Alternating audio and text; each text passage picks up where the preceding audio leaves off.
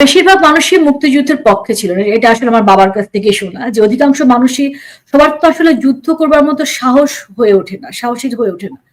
তো কেউ খাবার দিয়ে সাহায্য করেছে, মানে যে যেভাবে পেরেছে। কেউ ধরেন যে আমাদের গান গেয়ে স্বাধীন বাংলা বংশধর এত হলো কিভাবে করে?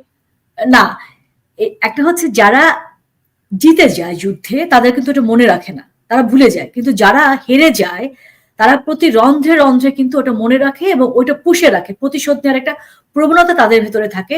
এই কারণে কিন্তু সংখ্যা আপনার বেশি মনে হচ্ছে। এখনো কিন্তু বাংলাদেশের অধিকাংশ মানুষ বাংলাদেশের পক্ষে। নাহলে আপনি দেখেন 5ই আগস্টের পরে আপনি এখন যদি সোশ্যাল মিডিয়া দেখেন, দেখবেন যে অনেকেই, যেমন আমি বলি যে জুলাই আগস্টের গন্ডগোলের 3টা গ্রুপ ছিল। একটা হচ্ছে হিজবুত তাহরির জামাত শিবির, মানে অ্যান্টাই বাংলাদেশ, নাম্বার 1। নাম্বার 2 হচ্ছে যারা আসলে পয়সা খেয়েছে, যাদেরকে পয়সার মাধ্যমে ইউএসএ বা অন্য কান্ট্রি গুলো ব্যবহার করেছে। আর থার্ড যে গ্রুপ, তারা কিন্তু আমাদের দেশের মানে মানুষ, এবং তারা কিন্তু কোনো পক্ষ না। তাদেরকে যে এই যে তারা মনে হচ্ছে যে আওয়ামী লীগ সরকার এই মানুষ মারছে, সাধারণ নিরীহ মানুষদেরকে মারছে, তাদের কিন্তু ওই সময় বোঝার ক্ষমতা নেই যে এটি আসলে একটা পরিকল্পনার অংশ। এই যে বলা হচ্ছে যে সরকার মারছে, এগুলো আসলে সরকার মারছে না। আপনি দেখেন বলছে র্যাবের হেলিকপ্টার থেকে গুলি করেছে। আমি আপনাকে বলি সুলতানা, র্যাবের যে হেলিকপ্টার তারা ব্যবহার করে সেটা তুলনামূলকভাবে ছোট, এবং সেখানে কোনো গুলি করার কোনো অপশন নেই, কোনো বন্দুক হেলিকপ্টার দিয়ে গুলি করলে মানুষ মরবে না, ওখানে অপশনও নেই। না, কিছু কিছু জায়গায় অপশন আছে, আপনার সেনাবাহিনীতে অপশন আছে, তারপরে বিজিবিতে অপশন আছে, কিন্তু র্যাবের হেলিকপ্টারের কোনো অপশন নেই। বলা হচ্ছে র্যাবের হেলিকপ্টার থেকে গুলি করেছে, সেগুলি দিয়ে মানুষ মারা গিয়েছে।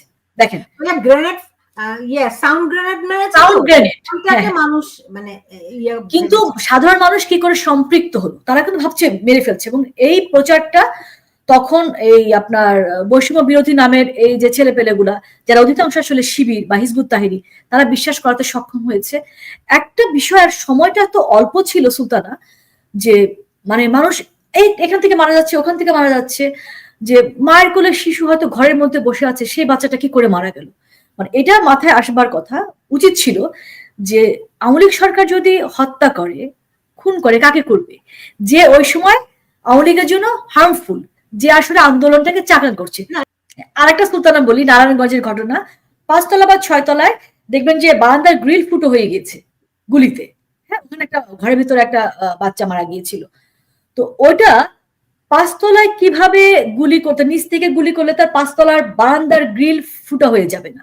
কাজে ওই উচ্চতা সম্পন্ন কোন একটা জায়গা থেকে, সাথে বিল্ডিং ছিল, কোন একটা জায়গা থেকে টার্গেট ক্লিন করা হয়েছে।